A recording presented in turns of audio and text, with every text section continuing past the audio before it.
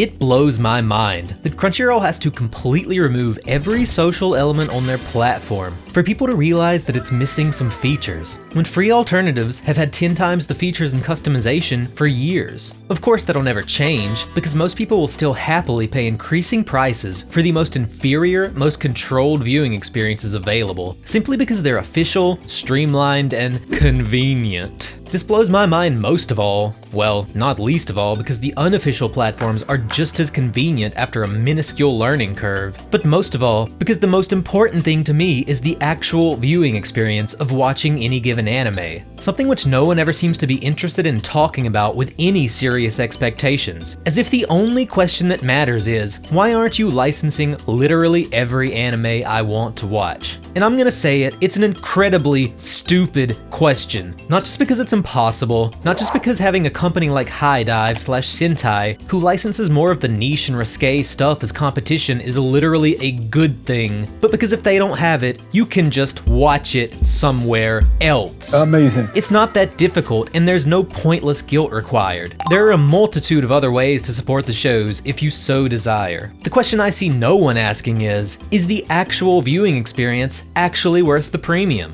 My experience watching any given anime on the allegedly premium, paid platform should be the superior experience, with the most options, the most features, and the most control over my viewing experience. And you know what that means? It means that if you provide 0 features, 0 options, and 0 customization, you have 0 value to offer me, and I have 0 reason to give you money. It doesn't matter how many licenses you can afford. If I can go to any number of alternative options and watch any given anime with a better, more fleshed out viewing experience, which I am in control of, which I can, easily and conveniently, contrary to popular belief, if I can do that, why would I watch literally anything on Crunchyroll? And I know, I hear you saying, to support the industry. Duh. Except that I've dumped more money into the industry this year than an entire lifetime of my Crunchyroll subs will. And I don't even buy that much of this stuff. I'd buy more if I had more room. But who cares, right? Who cares if you can't change the playback speed? So what if you can't mix subs with dubs? And why should it matter if some of the anime on HIDIVE and all of the anime on YouTube have these features by default?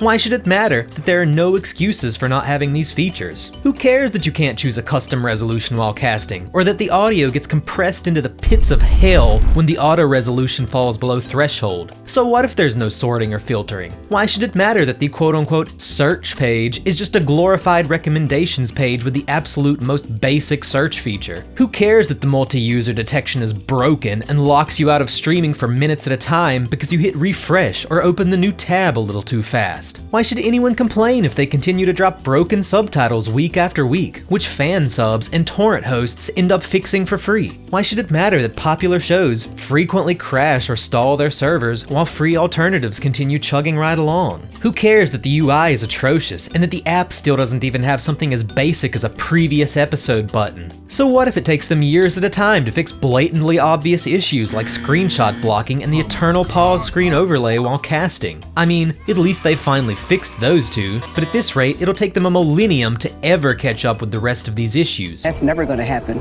Ever. Ever. Ever. Ever. And those issues are frankly just the tip of the iceberg on the viewing experience. I don't even want to get into their shady business practices. Let me ask you the question as I see it. Am I wrong for having literally any expectations whatsoever in this regard? It's only a game. Why you have to be mad? I understand that every official streaming platform fails on this front, but all that means to me is that streaming platforms, drumroll please, have failed us. But hey, it's no big deal. It's not like literally none of these are issues on free alternatives. It's not like they have every opportunity to just copy what those platforms do better than them. Who cares that their one saving grace, video quality, is better than a free stream but still worse than a torrent in many cases? So what if they fail to update licenses on classic shows that are censored, low quality, missing dubs, missing entire episodes, or in some cases feature literal compression artifacts in the footage? Who cares that they sold us on the Crunchyroll Funimation merger with slogans like, "Working together to give you more," only to quietly let hundreds of Funimation licenses die in the gutter. So what if they gutted the best website for buying animanga and merch because Sony simply has to own everything? Why should anyone complain that they're taking on fewer and fewer US physical licenses, with even popular shows like Chainsaw Man from 2 years ago getting releases in the UK before the US ever receives them? Why should it matter that things like the Save Edition and Anime Classics releases are disappearing like a faint memory?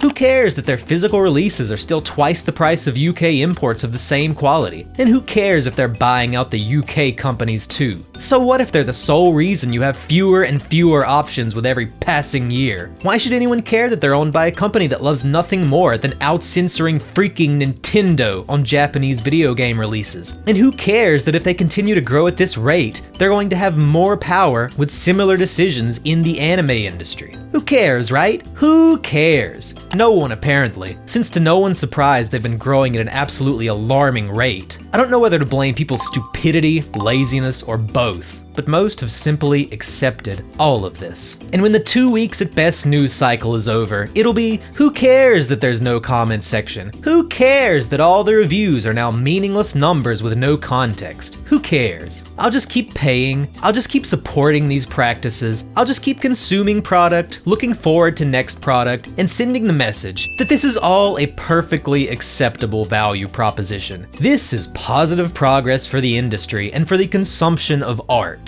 This video could probably be an hour long, and I would still not run out of ways to quote-unquote nitpick Crunchyroll. I have thought many times of making the Why Crunchyroll Sucks video, but it feels like anyone who has the capacity to get it surely must get it by now, right? You want a slogan for Crunchyroll? Here's a good one, albeit a bit long. Crunchyroll. Still and always the worst way to watch anime. Still and always the worst way to support the industry. And soon, if we have it our way, the only way to do either. Thank you for giving us your money.